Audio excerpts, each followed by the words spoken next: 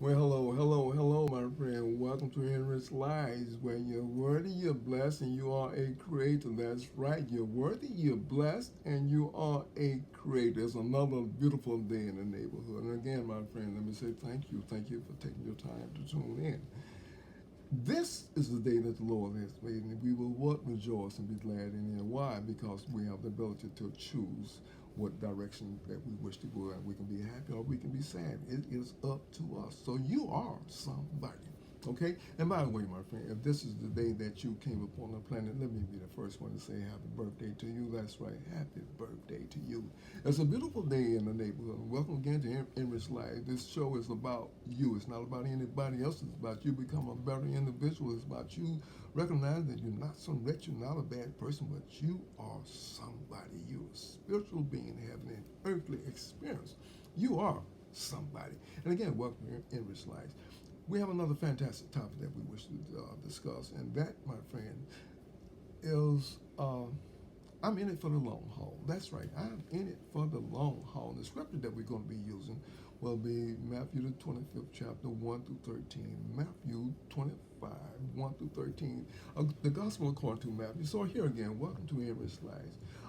If you read that narrative, if you read that story, it deals with 10 virgins. Why? 5 were wise and 5 were foolish, and they were to wait on the bridegroom who was to come, and he didn't get there at midnight as they thought he would, but it was later on. Well, the 5 wise virgins took extra oil, the 5 foolish virgins didn't. So that's very interesting. Whereas these individuals uh, have 4 things that really jump out at you at this particular narrative.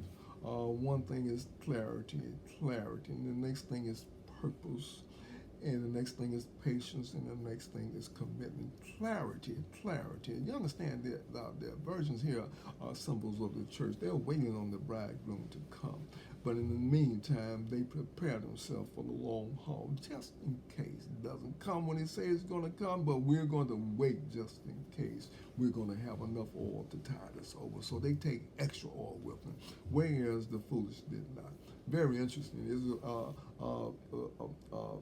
a picture of, shall we say, of the church, of some of the things that happen with individuals on a personal level, whereas we don't go the long run. We're not in it for the long run because little things can easily distract us and turn us around, whereas we don't pursue until the end. Whereas you have those individuals that say, hey, I'm in this thing for the long run. I'm going to see how it's going to come out. I am in it for the long run. I'm not going to turn around.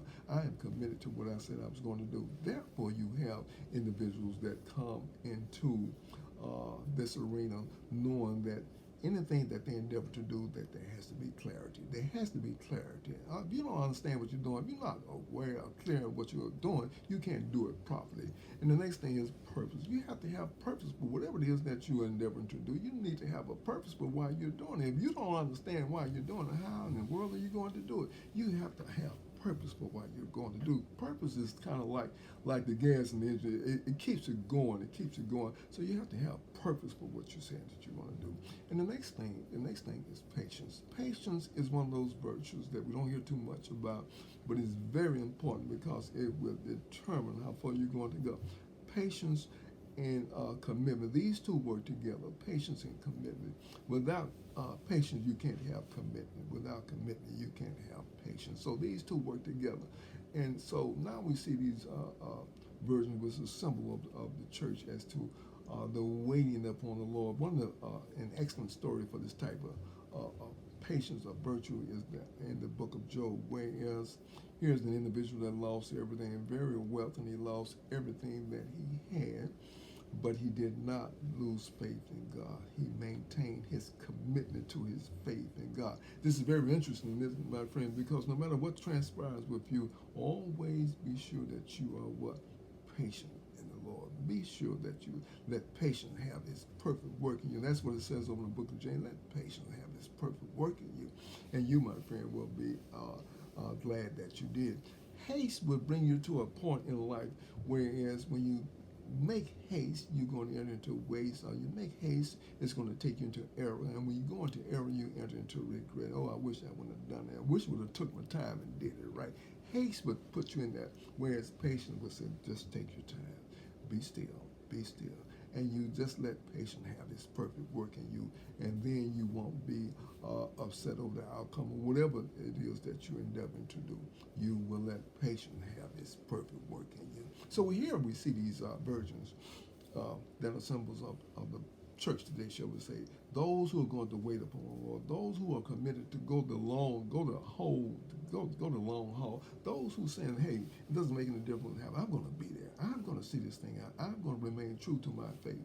That is the difference between you and I, and individuals that have made commitments. Those who do that understand it. They have clarity. They understand that purpose. Say, hey, I'm going to see this thing all the way through.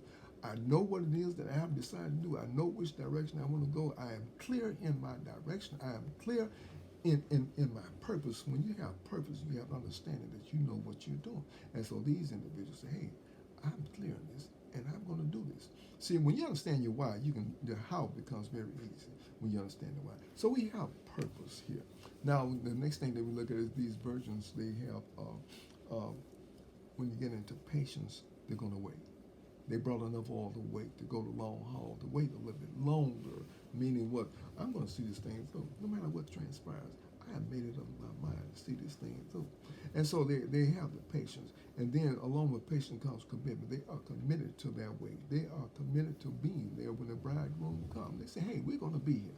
No matter what transpires, we are going to be here. This is so interesting, my friend, because when it comes to patience and virtue, it is imperative that you understand how important these are. Job, an individual in the Bible, he loses everything, and yet he never loses faith in God. Patience is one of those virtues that will keep you in that particular place of achieving things, because patience will show you how things are going to end up. Have you not wanted to say something to someone and you wanted to just really give them a piece of your mind, and then say, no, just wait. And then when you found out, oh, I'm glad I didn't go up there and say that, because had I done it, I really would have made a mess of things. Why? Because I did not have the patience. Sometimes we have to just let things work themselves out. It's going to be all right. Patience has a way of bringing things out. It's going to bring the truth out. Just be still. As the scripture say, be still and know that I am God. So patience is one of those virtues that you and I can apply to our daily lives, and we grow in patience. Let patience become a part of you. It's an ongoing process, my friend. You're going to continue to develop your patience, and the more you develop your patience, the more godly-like you become in your character. You don't get into haste. Haste makes waste, and when you have waste, you enter into error, and when you enter into error, you go down into regret. All of this because you left out of patience. Be careful, my friend, how we conduct our affairs. And once you're clear as to what it is you say you're going to do that, my friend. See, because you have to have clarity in whatever it is. You have to understand your purpose. And when there's purpose and clarity, you're on a winning track, my friend. You can't go wrong with that because you understand. You understand what it is that you're endeavoring to do. And when you let patience and commitment come in, you understand how valuable these are. Patience and commitment. They will lead you into higher grounds, my friend. Why? Because you will let that perfect work that's going on inside of you, patience, have this perfect work. And when patience is having this perfect work in you, commitment shines, it comes through big time. Why? Because of patience. These two work together, my friend. So whatever it is that you're endeavoring to do, take an example of these virgins, the 5 wise that took enough oil to be with them. Now the foolish virgins, they did not. These are some of the individuals that will say they're going to do something, but they won't.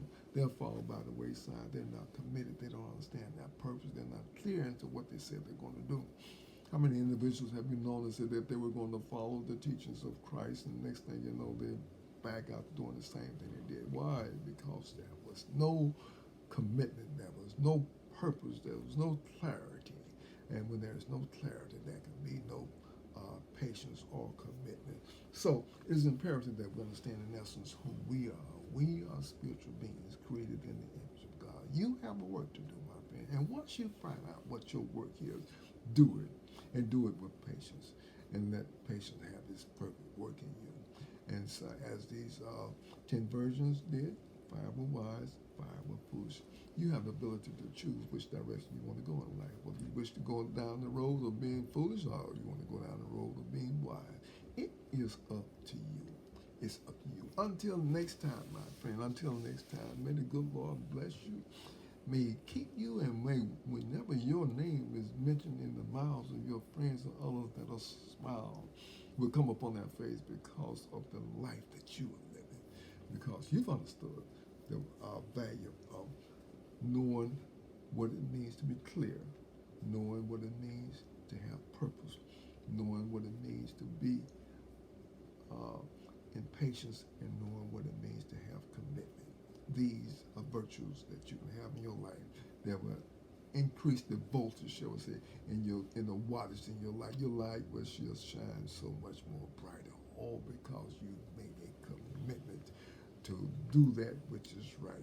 Find out what it is that God has for you to do, and do it in patience, love, and joy. Until next time, may the good Lord bless you, may He keep you, and may you, my friend, forever be prosperous in your going in and in your coming out. And may you be a light in the midst of darkness. Until next time, may God bless you.